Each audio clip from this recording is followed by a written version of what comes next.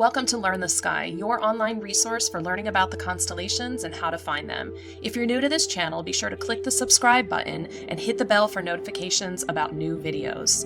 Learn the Sky is also on Patreon, so if you'd like to support this channel, the link is listed below. And finally, if you would like to study the sky in greater detail and need a guide, visit learnthesky.com to learn more about our online classes we offer. Welcome, my name is Janine, and in this video we will review the constellation known as Taurus. Taurus is represented as a bull, and it's an ancient constellation whose earliest records date back as far as 17,000 years ago. There are legends about Taurus that appear in ancient Mesopotamia mythologies, Egyptian, Greek, Roman, and Polynesian cultures, plus many more. The name Taurus is Latin for bull, and it's known for its two famous star clusters, the Pleiades right here and the Hyades. It's a zodiacal constellation, which means that the sun passes through its boundaries. So when can you see Taurus? Taurus is best seen in the winter months in the northern hemisphere. The way I'm always able to find Taurus is by identifying the Pleiades star cluster, and then I also look for the bright red star called Aldebaran. I can also use the belt stars of Orion to help direct me towards Taurus.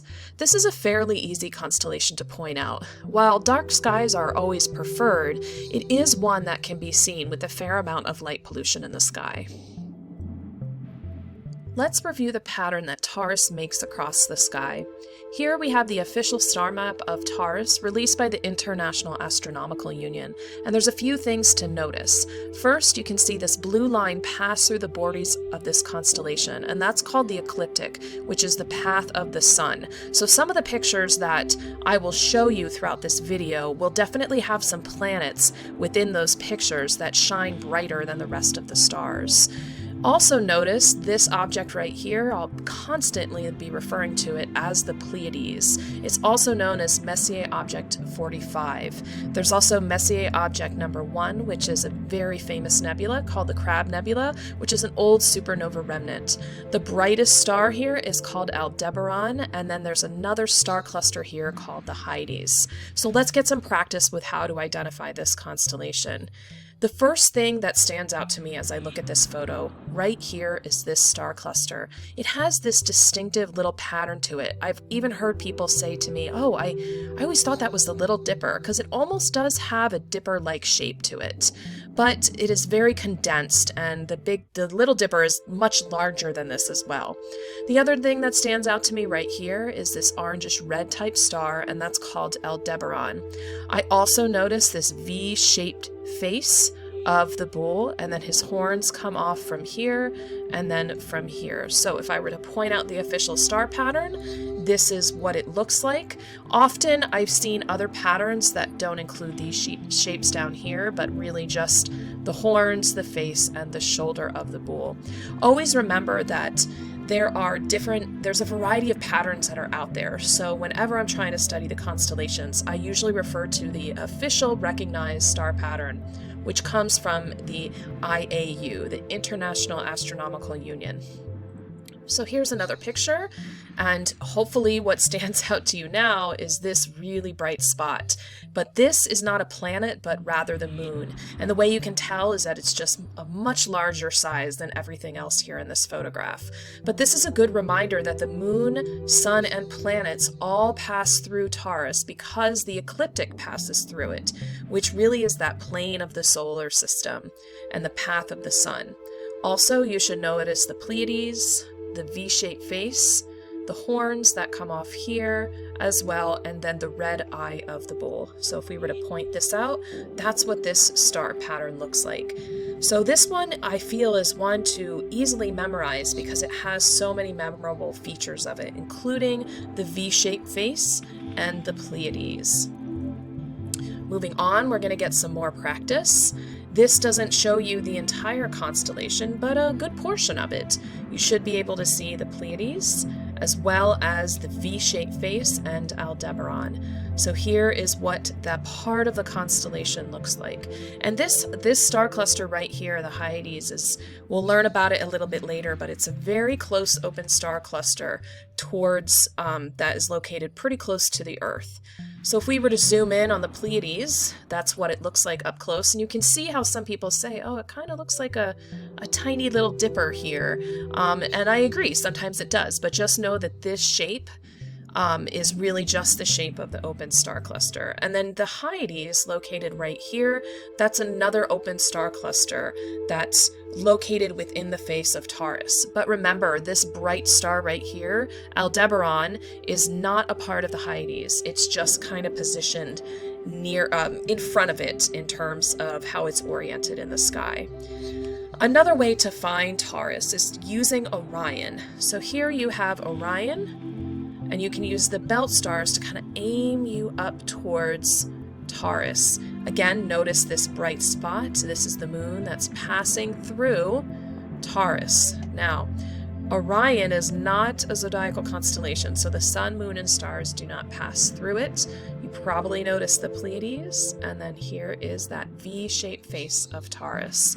Taurus is one of those few constellations that I actually have a lot of pictures of because it's a great constellation to take a photograph of. It has a lot of interesting features. So here we have another photograph. We have Orion, Taurus, we have Gemini here, and a part of Auriga. So the first thing that stands out to me is Orion right here. You can use the belt stars. I like this photo because it shows you use the belt stars to aim you towards Taurus. So here's that V-shaped face with the two horns, and then right here is the Pleiades. We've got a few more pictures to look at to help give you some practice when it comes to finding Taurus. Hopefully what stands out to you here is that Pleiades star cluster, sometimes called the Seven Sisters, and that relates back to a Greek myth about this group of stars. Then you have the V-shaped face with Aldebaran, the red eye of the bull, and then you have two horns right here that come off the face of the bull. Another photograph, when we're looking at this, two things stand out to me. We have the Pleiades, and then we have the V-shaped face of Taurus. Now, one other thing to notice about Taurus is that it's actually one of its stars right here is connected to another constellation called Auriga, sometimes pronounced Auriga. And we're going to take a look at that in just a little bit. But Auriga kind of has this pentagon-like shape to it, and Taurus shares one of the stars with this constellation. Now, Taurus is also a part of an asterism called the Winter Hexagon, and this is not a true constellation, but a pattern that we can see that connects the brightest stars of different constellations. Sometimes it is challenging to point out this asterism simply because it's so large in the sky. So if we were to try to point it out, that's where the Winter Hexagon is. It connects all these different stars. We have Pollux and Capella, Aldebaran right here. We have Rigel down here, Sirius, and Procyon. And I forgot this one. That one is Capella. And if we were going to point out all the constellations that are part of the Winter Hexagon, here you can see Taurus is a part of it. And then it's connected to Auriga, then Gemini, Canis Minor, Canis Major, or at least a portion of it, and then Orion. This picture is really a great picture for you to study, so you can become familiar with where the different constellations are in the sky in the winter months. So remember that Taurus is one of those constellations that's fairly easy to point out in the sky, and you can also use it to help you point out other constellations in the sky. I always try to find the Pleiades whenever I'm looking for Aries, which is the constellation kind of in this direction, and then I use the Pleiades knowing that Auriga is nearby as well. Next, we'll take a look at the three brightest stars of Taurus. The first is Aldebaran, and this is a red giant star that's estimated to be 65 light years away from Earth. It's 400 times more luminous than the Sun, and it rotates every 520 days. It's also known as Alpha Tauri, or the alpha star of the constellation Taurus. Its Arabic name means the follower, and the Arabic name is really this one, Aldebaran. What's also interesting is it does have an exoplanet around it called Aldebaran B, and it's a Jupiter Jupiter-like planet, which means it's really hot and made out of gas. Next is another star called Alnath, and this is a blue giant star estimated to be 134 light years away. And this is the coexisting star with Auriga, which is why it's called Gamma Aurigae star. So it has some alternative names. Alnath is another one, which is similar to this name right here, and it is an Arabic name meaning the budding, probably having to do with the bull's horns. It's the beta star of the constellation, which means it's the second brightest out of everything here. Finally, the third brightest star is called Gamma Tauri. Sometimes it's called Hyades, the first. The Arabic meaning is meaning the first of Hyades. I'm not sure I pronounced that correctly, but it's a yellow star estimated to be 154 light years away. It is a possible binary system, and the way to find it is that it really marks the V, the tip of the V in the face of Taurus. So these are the stars that are easiest to point out, but of course I would say the Pleiades is another great object to find, but it's not just one star but a cluster of them. Let's take a look at the celestial objects that sit in the boundaries of Taurus. There are a few objects to focus on. We have the Pleiades here and M1 or Messier 1, but I want to use another map to examine this because it shows a little bit more in detail of what's located within Taurus.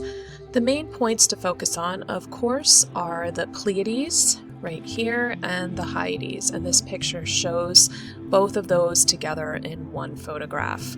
The other ones to focus on are Messier Object 1, which is a supernova remnant right here, and then the Crystal Ball Nebula is another interesting object to see as well. However, with Messier 1 and the Crystal Ball Nebula, you would definitely need magnification in order to see these two celestial objects. There's a few other points of interest throughout Taurus, but like Messier 1 and the Crystal Ball Nebula, you would definitely need magnification in order to see. However, with the Hyades, you can see how big it is. You can see it with the unaided eye as well as the Pleiades. Now we'll take a closer look at these two open star clusters. We have the Hyades to the left and the Pleiades down towards the bottom right. Remember that Aldebaran, right here, is not a part of the Hyades star cluster, and both are classified as open star clusters. The Pleiades cluster is estimated to be 444 light years away, so it's fairly close to our own Earth. The Pleiades are really just a prominent sight that you can see in the northern hemisphere, and many cultures throughout time have identified this cluster of stars. And the list goes on. It could be the Celts, the Maori, Aboriginal Australians, the Persians, the Arabs, Chinese, Japanese, Aztecs, Mayans, the Sioux, Cherokee, and I'm sure many more that I'm mentioning now. Here's a close-up view of what the Pleiades looks like, and you can see there's some gas and dust that's being illuminated through the stars in this cluster. I found this beautiful poem written by Lord Tennyson, who was a British poet. He said, "Many a night I saw the Pleiades, rising through the mellow shade, glitter like a swarm of fireflies tangled in a silver braid."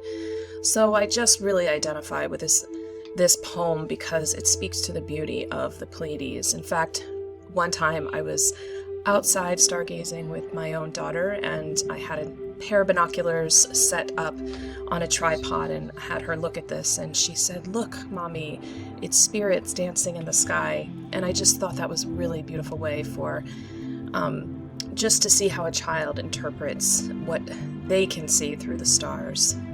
If we're to zoom up, the Pleiades is also called the Seven Sisters, which is relating back to the Greek mythologies. And here are the different names of these stars within here. So the seven main ones, 1, 2, 3, 4, 5, 6, 7, right here. And this is I oriented this picture so you can see that they're oriented in the same fashion. I found another beautiful picture of the Pleiades from the International Space Station. So here you can see Earth's atmosphere, and the Pleiades is rising right here. So just a beautiful, gorgeous shot. Pleiades is also called the Seven Sisters, as I mentioned. The Japanese call it Subaru. Hawaiians call it Makahiki. In fact, when this constellation rises, it's the coming of their new year. So there are so many different names of this beautiful star cluster, and it's one that I just love to see, and I use it to help me point out many other constellations in the sky. Next, the Hyades is an open star cluster. You can see what it looks like here, with the exception of this one. This is Aldebaran, and it's very close to us, 153 light years away. And since it's so close to us, many scientists have studied this particular star cluster. Other celestial objects in Taurus include Messier object number 1, also called the Crab Nebula, which is a supernova remnant estimated to be approximately 6,500 light years away. It's located in this portion of Taurus, so it's in the Horn of the Bull, but the star that is the least brightest when compared to the other point of the horn. And this is an ancient remnant of an exploded star, and it has been recorded in our history from ancient Chinese historical texts and Native American potteries that it was actually seen in 1054 AD. It was bright enough that it could have been seen during the day, so that's pretty incredible that this object was something that humans have observed when it did explode. If we zoom out here, we can take a look at what it would look like if you were to observe it in the sky through a telescope. This picture is slightly digitally enhanced so you can see the different features within it, but here this is what it would look like if you were to observe it. And you would need a telescope or a pair of binoculars because its magnitude is only that of 8 and the human limit is magnitude 6. So if we take a look at the Crab Nebula in different forms of electromagnetic radiation, this image shows you what is going on with this particular nebula. So it emits radio waves, microwaves. This is what the heat of it would look like. This is what we see with visible light. We have ultraviolet radiation, X-rays, and gamma rays as well. And the reason we see a variety here, especially with the X-rays and gamma rays, is that there is a pulsar or a neutron star that's spinning right in the center of this nebula. So you can kind of see this cloud with rays that are coming out of it, and it spins at a rate of about 30 times per second, and then it emits these different pulses of gamma rays, radio waves, all the different forms of electromagnetic radiation that we've seen. We've also detected over 30 different kinds of elements within this nebula, so it's really one of the most studied supernova remnants. And we've learned a lot about how stars explode, what happens when they do explode, and what's going on inside of them. Finally, we'll take a look at this planetary nebula called NGC 1514, also called the Crystal Ball Nebula, that's estimated to be 2,200 light years away. It's located near the Pleiades, and it really is this interesting object to see. You would need magnification to see it because it has a magnitude of about 9.4. So if you have a pair of binoculars or telescope, you can try to find this object in the sky. Let's examine some of the legends behind Taurus. It is often the stories of the stars that we can connect to in some way, which can help us remember the constellation. Our first oldest known depiction of Taurus dates back as far as 17,000 years ago. The caves of Lascaux in France, located right here, contain many ancient Paleolithic cave drawings, including bulls, bears, crows, unicorns, and many, many more other drawings. This drawing right here is thought to be of Taurus because it contains this little cluster of stars that we know to represent as the Pleiades. These caves were discovered in 1940 by a group of teenage boys, and for a while it was a very attractive site that had many visitors. But with so many people visiting the cave, there are some lichens and molds and fungal contamination problems that started. So right now, only a few scientists and historians are allowed to access this site. Here is the Hall of Bulls that we were discussing. You can see right here. There's also some horses in here as well. This one kind of looks like a unicorn. And this is that picture of the bull we were talking about before that has the 7 sister stars.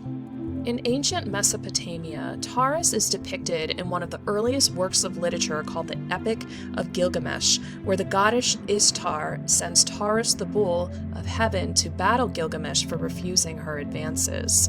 In this Mesopotamian legend, Gilgamesh was thought to be where Orion sits in the sky right here, and Taurus is situated right next to this constellation, and these two face each other in battle. Other cultures throughout history have also seen a bull within the stars. To the Sumerians, Taurus may have represented the bull of light, dating back as far as 3500 BC. The golden calf of the Israelites may have also been a representation of Taurus. In ancient Egypt, the bull was associated with the deity called Apis. Apis was an actual bull that was chosen as the earthly vessel of the goddess Osiris, who was the god of the afterlife. On the death of each Apis, the spirit of Osiris transferred himself to a successor. This sacred bull had specific markings and characteristics, and when this animal was identified, it became an object of reverence and sacrifice.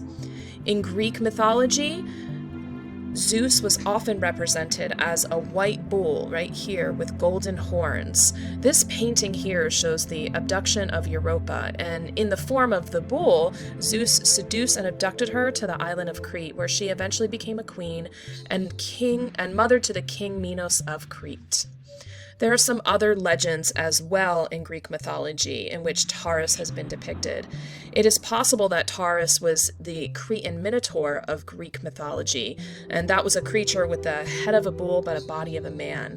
He was known to live in the labyrinth, which was an elaborate maze that was created at the command of King Minos of Crete.